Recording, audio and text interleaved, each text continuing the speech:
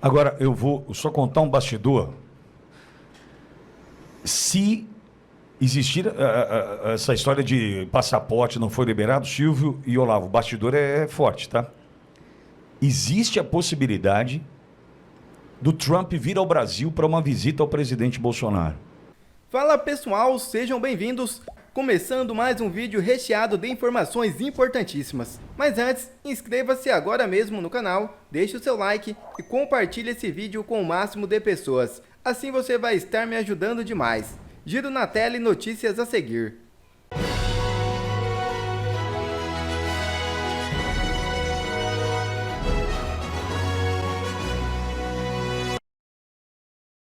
Estadão critica Moraes e o chama de Supremo Delegado Federal. Jornal descreveu o acúmulo de poder do ministro como aberração institucional. É isso mesmo. O jornal O Estado de São Paulo alcunhou ao ministro do Supremo Tribunal Federal, Alexandre de Moraes, de Supremo Delegado Federal, ao ironizar o acúmulo de poder do qual o magistrado dispõe com a anuência de seus colegas de corte.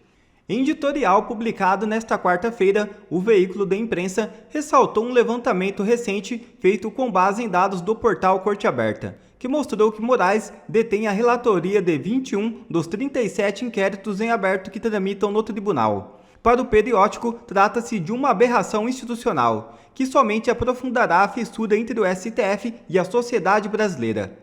Nos últimos anos, o ministro do Supremo Tribunal Federal, Alexandre de Moraes, se tornou uma espécie de delegado na corte e, ao que parece, tomou gosto pela função sob o beneplácito de seus pares, o que já era perceptível à luz da atitude e de certas decisões monocráticas de Moraes pode ser atestado por números. Disse o jornal, lembrando ainda que o segundo ministro com mais casos sob sua relatoria é Luiz Fux, que conduz somente 3 inquéritos, o que por si só já evidencia o contraste. Ao questionar o que leva a corte a pensar que Moraes seria mais apto que seus pares para presidir tantas investigações, o jornal levantou uma hipótese. A resposta é nada, a não ser talvez sua propensão para atuar mais como um chefe de polícia do que como ministro da Corte Suprema, no melhor cenário, ou a tibieza de seus pares para frear esse acúmulo de poder, no pior. O Estadão ainda aponta como problemático o elevado número de investigações criminais sobre a responsabilidade de uma corte que, em tese, deveria se preocupar principalmente da guarda da Constituição. Para o veículo, o entendimento da abrangência do foro especial por prerrogativa de função, o foro privilegiado, tem a firmeza de um prego na areia e varia de acordo com as conveniências políticas de ocasião. Os ministros mudam com impressionante rapidez e sem cerimônia, ímpar a própria jurisprudência da corte para, na prática, escolher quem vão julgar a partir de critérios bem menos transparentes do que os fixados pela lei maior, o que ora aumenta, ora diminui os casos criminais em tramitação no STF. Não é assim que funciona o sistema de justiça em um Estado democrático de direito, observou o jornal. Muito bom, mas será que só agora que o Estadão percebeu todo esse absurdo que vem acontecendo? Ou só está falando agora porque está percebendo que os ventos estão mudando de direção? Bom, mas antes tarde do que nunca. Enquanto o Estadão descobria só agora todos esses absurdos, a ditadura avançou mais um pouco. Isso porque os ditadores de plantão ameaçou banir o Instagram e o WhatsApp do Brasil depois das declarações de Mark Zuckerberg. É completamente bizarro. O STF surtou e ameaçou banir o Instagram e o WhatsApp do Brasil. Gente, parece mentira, mas não é. Essa seria uma chamada sensacionalista e exagerada se a ameaça não viesse diretamente do STF, e não seria crível se a gente não tivesse visto o que o STF fez com o X.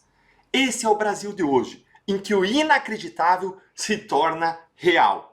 Eu vou mostrar para você o que gerou essa reação do STF. Eu vou mostrar a reação do STF e o que a imprensa não contou para você sobre essa reação. Eu vou mostrar também como até um jornal da Alemanha já está descendo a lenha no STF, se somando a outros grandes jornais internacionais que já descascaram o STF. Bom, se você não teve em outro planeta ontem e hoje, você viu que o Mark Zuckerberg, dono da Meta, que engloba Instagram, WhatsApp, Facebook, ele se aliou ao Donald Trump contra a censura no mundo. Eu não vou entrar em detalhes porque ontem eu já expliquei isso num vídeo que eu vou deixar na tela no final desse vídeo aqui. E também vou deixar na descrição para vocês.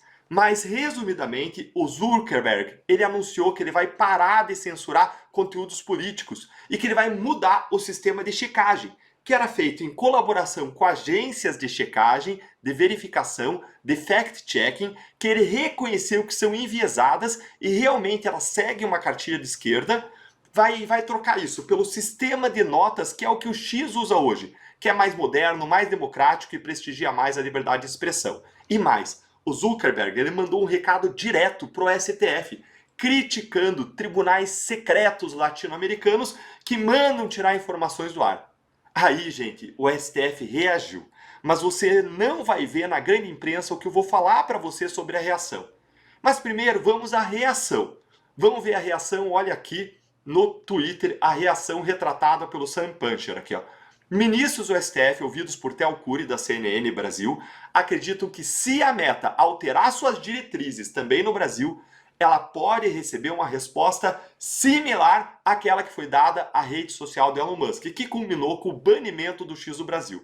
Olha aqui o que o repórter da CNN, o Theo Cury, escreveu. Ó. Essa ala do tribunal acredita que se no futuro houver uma eventual alteração das diretrizes da plataforma também no Brasil, o STF poderá dar uma resposta similar àquela que foi dada na rede social de Elon Musk. Gente, essa reação aqui é bizarra por duas razões que a grande imprensa não te contou e que eu vou contar agora para você. Mas deixa o seu like aqui no vídeo, segue o canal, acionando o sininho das notificações para você se manter bem informado e para que a voz da nossa indignação com a censura pode ir mais longe. A primeira reação da bizarrice disso, a primeira razão da bizarrice disso é: como os ministros do STF se manifestaram em tempo real, gente, sobre acontecimentos do Brasil, em tempo real e mais, como é que eles vão à imprensa para antecipar suas decisões? Isso tudo é bizarro. As duas coisas são proibidas pela lei da magistratura, tanto a atividade político-partidária e também falar sobre casos que eles podem vir a julgar, ainda mais antecipar suas decisões. Mas, gente, eles não estão nem aí mais com a lei, com a Constituição, com nada. A segunda razão pela qual isso aqui é bizarro, é uma bizarrice, é que o que a Meta está fazendo é legal, é legítimo.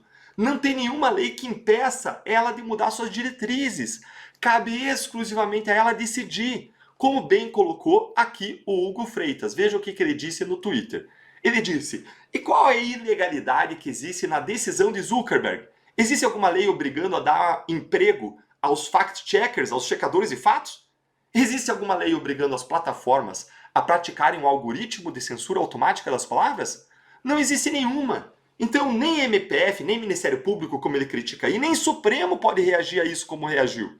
E mais, gente, olha que irônico. Sabe quem? Não, você sabe quem que rasgou elogios à Meta recentemente? Adivinhe! Não, doutor, não pode ser. Não pode ser. É sim, gente. Olha aqui quem que rasgou elogios à Meta. Moraes chegou a classificar a Meta como uma das maiores colaboradoras da justiça brasileira.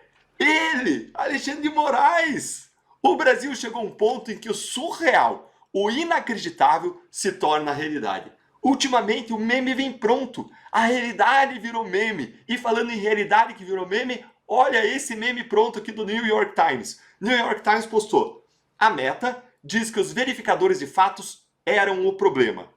Aí os verificadores de fatos decidem que isso é falso. Decidem sobre causa de seu próprio interesse. Isso é surreal. A realidade virou um meme. É ou não é? Conta aí pra mim, o que você acha? Conta nos comentários. E é inacreditável como boa parte da grande imprensa que recebe verbas de publicidade do governo a rodo ainda vem sustentando os abusos de Moraes. Diferente dos jornais independentes como a Gazeta do Povo e outros jornais grandes do mundo. É que nós vivemos ultimamente no tal do Estado Democrático do Dinheiro. Você viu isso na Globo News? Se não viu, olha aqui, se viu, vale a pena rever de novo. Ó. Nós vivemos no Estado Democrático do Dinheiro. Democracias foram feridas. No Brasil, a gente passou por um problema muito sério e que engajou muita gente, que foi uma tentativa de arrebentar com o Estado Democrático de Dinheiro. E Estado Democrático de Dinheiro. Gente, é isso que vale lá na grande imprensa, Estado Democrático do Dinheiro. Isso explica, esse ato falho da jornalista explica muita coisa, muita coisa. Mas os jornais internacionais que não vivem no estado democrático do dinheiro não compraram essa. E aí os jornais The New York Times, The Wall Street Journal, The Economist, o Financial Times já dedicaram páginas e mais páginas aos desmandos do STF, com um especial destaque para o ministro Dias Toffoli por desmontar a Lava Jato, mas também com foco no Alexandre de Moraes. E agora foi a vez de um jornal alemão. Olha aqui essa matéria da Gazeta mostrando a reação do principal jornal de negócios da Alemanha criticando o judiciário brasileiro. O jornal alemão Handelsblatt, se alguém for alemão aí me corrija se eu falei errado, especializado em temas relacionados à economia e negócios, publicou uma reportagem com críticas ao judiciário brasileiro, condenando relações de autoridades públicas com o setor privado e outras ações de ministros do Supremo. A matéria diz que, inicialmente, o Brasil seguiu o modelo alemão de justiça. No entanto, depois dos anos, se perdeu. O funcionalismo público se tornou uma casta cheia de privilégios. Um dos exemplos citados pelo jornal alemão é o do ministro Gilmar Mendes, do STF, que é fundador do IDP, o Instituto Brasileiro de Ensino, Desenvolvimento e Pesquisa, responsável por organizar anualmente um evento com as elites econômica e política do Brasil, reunindo juízes, advogados, procuradores, empresários e outros para definir os rumos do país. Uma classe de iluminados, os ungidos, como bem chama Thomas Sowell. O encontro que acontece em Portugal foi apelidado de Gilmar Palusa, em referência ao festival de música Lollapalooza. A reportagem cita o professor de Direito Público da USP, Conrado Rubner, que classifica o evento do ministro como uma grande reunião de lobby. O jornal afirma que, em outras palavras, os juízes, procuradores são oficialmente convidados por aqueles que estão atualmente processando e prestes a julgar. Basta ver que a JBS estava lá, os irmãos da JBS, os irmãos Batista. Outra questão apontada como crítica pelo Handelsblatt envolve um posicionamento recente do ministro Alexandre de Moraes, rejeitando a necessidade de um código de ética para os membros do judiciário. Segundo Moraes, os ministros já se orientam pelo comportamento ético que a Constituição lhes prescreve. E tem outras críticas lá no jornal alemão.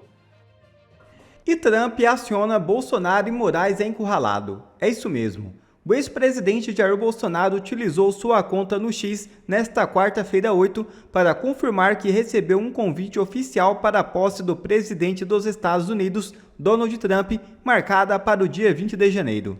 Bolsonaro informou que seu advogado, Paulo Bueno, protocolou um ofício solicitando ao ministro do Supremo Tribunal Federal, Alexandre de Moraes, a devolução de seu passaporte, apreendido em fevereiro de 2024, no âmbito do inquérito sobre a participação dos atos de 8 de janeiro.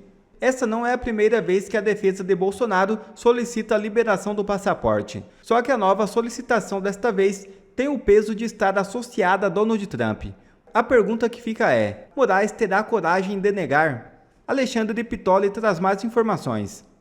Começo falando então sobre o ex-presidente Jair Bolsonaro, que afirmou há pouco nas redes sociais que foi convidado para participar da posse do presidente dos Estados Unidos, Donald Trump, e que pediu ao ministro do Supremo Tribunal Federal, Alexandre de Moraes, para reaver seu passaporte. Bolsonaro, lá nas redes sociais, agradeceu ao filho Eduardo Bolsonaro pelas articulações políticas. Escreveu o seguinte, como a gente mostra aí no tweet feito por ele há pouco tempo, abre aspas, muito honrado em receber do presidente dos Estados Unidos, Donald Trump, convite para sua posse de seu vice-presidente J.D. Vance no próximo dia 20 de janeiro.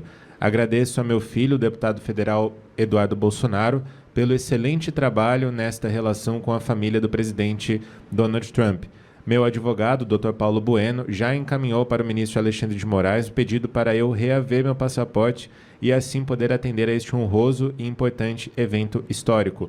Acompanhado desse texto, Pitoli, o Eduardo Bolsonaro, Bolsonaro publicou um vídeo do filho explicando aí a respeito desse convite da posse que deve acontecer no dia 20 de janeiro. Vamos acompanhar.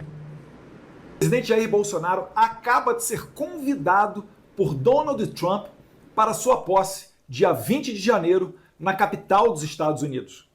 Como todos sabem, Bolsonaro tem o seu passaporte retido por Alexandre de Moraes num inquérito que supostamente investiga se Bolsonaro teve participação no 8 de janeiro, numa tentativa de golpe de Estado, num dia em que não foi dado nenhum disparo, onde não foi apreendida nenhuma arma, onde foram presas senhoras como Iraci Nagashi, de 71 anos de idade, dentre outras mães de família, como Débora Rodrigues e tantos outros brasileiros que nunca pisaram numa delegacia e querem nos fazer crer que isso daí foi uma tentativa de golpe. Bem, Donald Trump certamente se identifica com Jair Bolsonaro nesse sentido, porque ele lá nos Estados Unidos também foi vítima de uma perseguição, de um ativismo judicial nojento, repugnante, baixo e sem escrúpulos. Nesse fatídico dia 8 de janeiro de 2023, Bolsonaro estava inclusive em Orlando, nos Estados Unidos. Tal qual, o seu ministro da Justiça também estava nos Estados Unidos, que então virou secretário de Segurança Pública do DF, Anderson Torres, assim como o próprio Alexandre de Moraes, que estava em Paris, porque janeiro é férias em Brasília. Querendo nos fazer crer que esse período, num domingo de janeiro, tentou-se dar um golpe de Estado, utilizando-se de velhinhas e pessoas desarmadas. No momento em que Bolsonaro já não era mais o comandante supremo das Forças Armadas, não tinha qualquer tipo de relação com a diretoria-geral da PF. E, diga-se de passagem, fez a transição de maneira tranquila e pacífica para o governo Lula, nomeando, inclusive, o seu comandante de exército antes da saída de Bolsonaro da presidência. Agora, vamos ver qual vai ser o posicionamento de Alexandre de Moraes, pois o advogado de Jair Bolsonaro, Dr. Paulo Bueno, naturalmente enviará ofício a Alexandre de Moraes para saber se Bolsonaro pode ter de volta o seu passaporte para estar junto com Donald Trump, o presidente da maior potência econômica e bélica do mundo, no dia 20 de janeiro. Que Deus ilumine a cabeça das autoridades brasileiras e não faça a nossa, já não dá para falar democracia, mas esse sistema repugnante de uma pessoa se diz vítima, julgador e acusador, impeça que o presidente Jair Bolsonaro sequer possa fazer política. Um abraço a todos vocês, fiquem com Deus.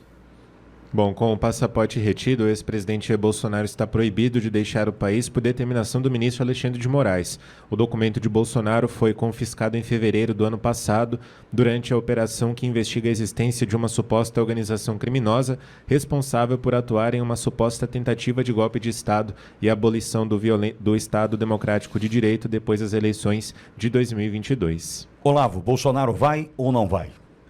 Bolsonaro deve ir. Importante. Não. Muito bom, muito bom. É importante a presença de Bolsonaro, mas eu queria dimensionar por outro lado. O que significa o convite de Trump para Bolsonaro? Significa que as mudanças, aquilo que nós estávamos esperando, com a posse de Trump, com a nova doutrina, a retomada dos Estados Unidos como um país grandioso, influenciará no país. Então, aqui, amigo Pitoli, amigo ouvinte, amigo Silvio, amigo João, nós estamos discutindo Bolsonaro na posse de Trump, mas já discutimos pela manhã Lula na posse da Venezuela, né? Estamos vendo então as mudanças ocorrerem.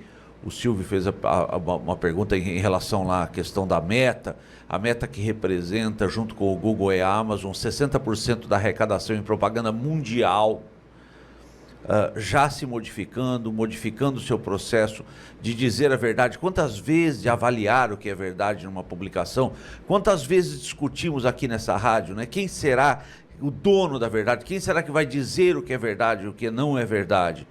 A Meta, na frase de Zuckerberg, disse: olha, tentamos usar as agências de checagem e não deu certo. Houve mais erro do que acerto, razão pela qual vamos adotar o mesmo método do antigo Twitter, do X. Ora, o X é concorrente da Meta, mas não podemos esquecer da pessoa de Elon Musk. Elon Musk que foi ofendido por Janja. Então ficam as dúvidas. Bolsonaro vai ou não? Mas e Lula, vai ou não? Silvio, e aí? O que sobra para Bolsonaro desse convite agora oficialmente feito por Donald Trump, entretanto com o passaporte retido por ordem de Alexandre de Moraes? Silvio? É tudo surreal, né, Pitoli? É uma excrescência você tomar o passaporte de um presidente da República, ex-presidente da República na ocasião, dentro dessa narrativa, desse roteiro hollywoodiano de um golpe que nunca aconteceu, investigações 21 inquéritos abertos num único gabinete. Hoje tem um editorial do Jornal Estado de São Paulo sobre isso. O ministro Alexandre de Moraes tem 21 inquéritos. Isso não cabe dentro do Estado democrático de direito, dentro das prerrogativas da última corte recursal do país. Para você ter uma ideia, o outro ministro que acumula mais inquéritos e investigações é Luiz Fux, né, que tem 3 casos, para 21. No balanço divulgado ontem pelo próprio gabinete do ministro Alexandre de Moraes, aparecem 15 investigações em relação ao 8 de janeiro. 15 investigações sigilosas, correlatas, que se comunicam ali de forma tentacular. É tudo muito surreal. E um presidente não ter o seu passaporte para ir à posse do presidente do maior país do planeta. Isso é algo incabível. Não faz nenhum sentido. O ministro Alexandre de Moraes reteve o passaporte de Jair Bolsonaro na época porque havia uma tensão em Brasília, um calor muito forte e uma tentativa de criar toda uma atmosfera para a prisão de Jair Bolsonaro. Por isso houve a retenção do passaporte. Esse cenário já não existe mais no Brasil. Então eu imagino que será facultada a ida dele aos Estados Unidos. Até porque o presidente Jair Bolsonaro roda o Brasil inteiro o tempo inteiro. Se você acompanhar pelas redes sociais, ontem mesmo tinha visita dele a um supermercado, ele faz os vídeos, ele mostra. Ele anda no meio do povo, em qualquer região do Brasil. Foi assim também nas eleições municipais. Já o presidente que detém a faixa não sai na rua. Vai fazer provavelmente um ato patético hoje, uma celebração, né, da infâmia, para uma plateia controlada, com crachá. É isso que nós vamos assistir. Então eu imagino que se houver ainda algum resquício de respeito ao bom direito em Brasília, será devolvido o passaporte. A menos que o consórcio já esteja, de fato, temendo aí o moinho da história, né, os novos ventos na América, e não queiram que o presidente Jair Bolsonaro apareça numa fotografia ao lado do grande líder da América. Agora, eu vou só contar um bastidor. Se existir essa história de passaporte não foi liberado, Silvio e Olavo, o bastidor é forte, tá? Existe a possibilidade do Trump vir ao Brasil para uma visita ao presidente Bolsonaro. Minha nossa. E acho que eles vão ter que avaliar o que é melhor, né? Acho que eles vão ter que avaliar o que é melhor. Deixar o Bolsonaro ir e ser mais um na posse? Ou deixar o presidente norte-americano vir ao Brasil única e exclusivamente para visitar o injustiçado Bolsonaro? Silvio, eu acho que eles vão ter que avaliar, hein? Se a conta for essa, eu imagino que eles vão ter o bom senso, como eu disse, de devolver dentro ali dos parâmetros legais do passaporte ao presidente Jair Bolsonaro, ainda que temporariamente, não sei. O aspecto legal aí, as nuances, a gente não pode prever. Mas se o cálculo for esse, eles não serão, perdoe o meu francês, eles não vão ser burros a esse ponto, né?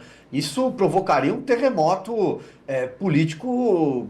Olha, eu não tenho memória recente de algo tão grande. Seria uma estupidez, concordo, Silvio. Hein, Olavo? Santa ingenuidade Batman achar que isso ia passar batido com Trump de volta ao poder, hein, Olavo? Rapidamente me recordo da eleição de Trump ano passado, e que nós imaginávamos e sonhávamos, esperávamos, aguardávamos os bons ventos de mudança que começaram a chegar, estão chegando nesse momento. A questão é assim: manda quem pode, obedece quem tem juízo, né? Acho que essa é a grande questão.